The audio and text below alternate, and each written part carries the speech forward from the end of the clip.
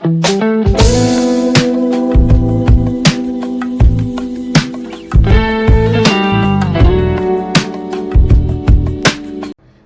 Guys and welcome back to my channel mystical cancer survivor और मैं हूँ शिल्पा।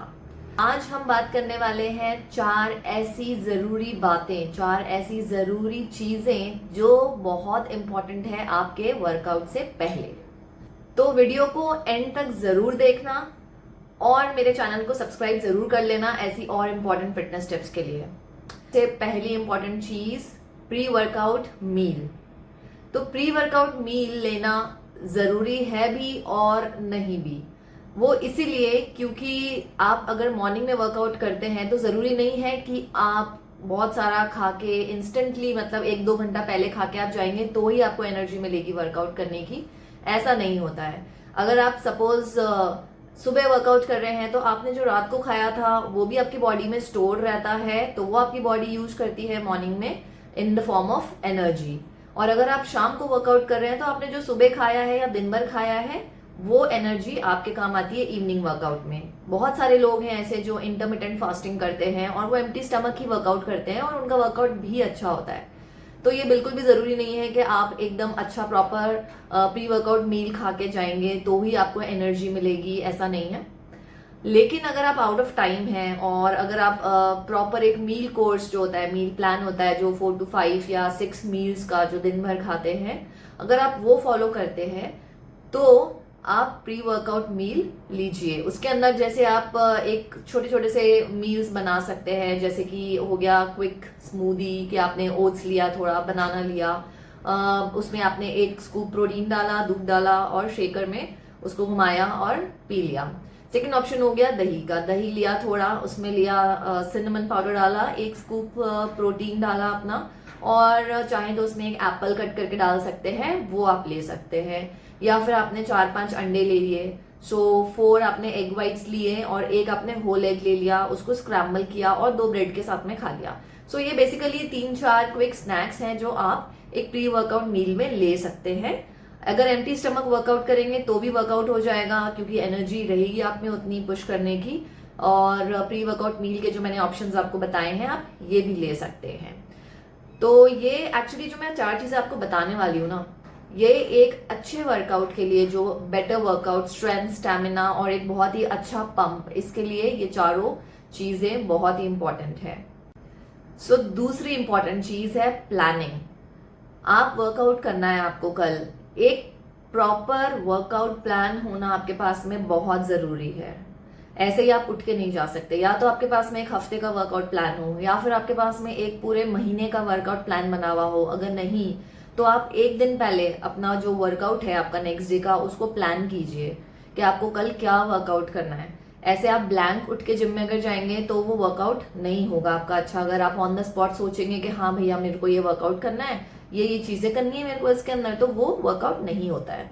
सो 1 दिन पहले अपना वर्कआउट प्लान कीजिए अच्छे से कि आपको क्या करना है। जैसे आप अगर लेग्स मार रहे हैं तो आपको कौन कौन से वर्कआउट करने हैं लेग्स में, ठीक है। अगर आपको पहला करना है स्मिथ मशीन पे स्क्वाट, फिर करना है आपको लेग प्रेस, फिर करना है लेग एक्सटेंशन, तो ये डिसाइड कीजिए कि कितने कितने सेट्स करने हैं। क्या हाइपरट्रोफी वर्कआउट प्लान है आपका, या फिर आप 5x5 वर्कआउट कर रहे हैं, कितने सेट्स कर रहे हैं, क्या आप सुपर सेट करने वाले हैं। तो ये सब आपको 1 दिन पहले डिसाइड करना पड़ेगा कि आपको नेक्स्ट डे में वर्कआउट में अपने प्लान में ये सब चीजें करनी है। ऐसे नहीं कि आप जिम चले गए उठ के और आपको वहां मिल गए अपने जिम बडीज और जिम बडी से आप मतलब वर्कआउट कर रहे हैं, स्ट्रेचिंग कर रहे हैं कि भैया तुम आज क्या कर रहे हो, और उन्होंने बोला कि मैं तो आज आर्म्स लगा रहा हूँ या मैं आज बैक मार रही हूँ, और आपने इंस्टेंटली सोचा कि हाँ चलो यार मैं भी आज चलो बैक ही लगा लेती हूँ या मैं भी आज आर्म्स ही लगा लेती हूँ। तो आपका लेग वर्कआउट कहाँ गया जो आप सोच के आए थे, है ना। तो वो आपको वैसा नहीं करना है, ठीक है। अपना वर्कआउट पे स्टिक रहना है कि आप ये जो सोच के आए आपको करना ही करना है। लेग्स मारने तो बहुत जरूरी है। अगर हफ्ते में 2 बार नहीं मार पा रहे हैं तो एटलीस्ट 1 बार मारो, लेकिन लेग्स बहुत जरूरी वर्कआउट है, ठीक है। सेकेंड चीज ये है इसमें प्लानिंग में कि बाई चांस आप जिम गए, अब आपको मारने थे स्मिथ मशीन पे स्क्वाट्स, लेकिन आपने देखा कि जो स्मिथ मशीन है वो है ऑक्यूपाइड। तो आपको वेट नहीं करना है, अपना टाइम वेस्ट नहीं करना है। थोड़ा सा आप चेंज अपने वर्कआउट प्लान में खुद भी कर सकते हैं इंस्टेंटली, कि अपने वर्कआउट ऊपर नीचे शफल कर लीजिए। अगर सेकेंड वर्कआउट था आपका लेग एक्सटेंशन, तो आप पहले लेग एक्सटेंशन कर लो अगर मशीन खाली है तो, और स्मिथ मशीन स्क्वाट को जो आप है उसके बाद में लगा लो। तो ऐसे आपका टाइम वेस्ट नहीं होगा, उस टाइम को आप यूटिलाइज करो वर्कआउट करने में। तीसरी इंपॉर्टेंट चीज और बहुत जरूरी चीज है रेस्ट। ठीक है, रेस्ट प्रॉपर होना चाहिए अगर आप एक अच्छा वर्कआउट प्लान फॉलो कर रहे हैं। आप अगर आपकी बॉडी अगर रेस्टेड नहीं है, अगर आपकी बॉडी एग्जॉस्टेड है, तो आपसे जिम में वर्कआउट नहीं होगा, आप उतना अच्छा पुश नहीं कर पाएंगे जिम में।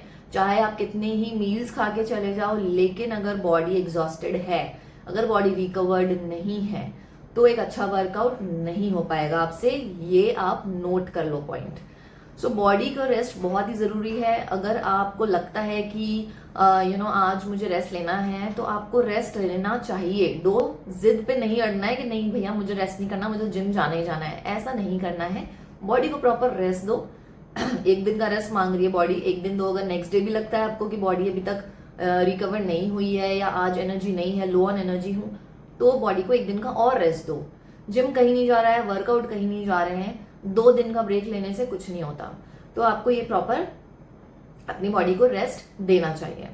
उससे आप ही के वर्कआउट अच्छे होंगे, बॉडी अगर रिकवर्ड रहेगी, आपकी मसल्स जो हैं वो फटीग नहीं रहेंगी, और मसल्स के ग्रोथ के लिए अच्छा है, मसल्स रिकवर्ड रहेंगी, रिकवरी अच्छी होगी मसल्स की।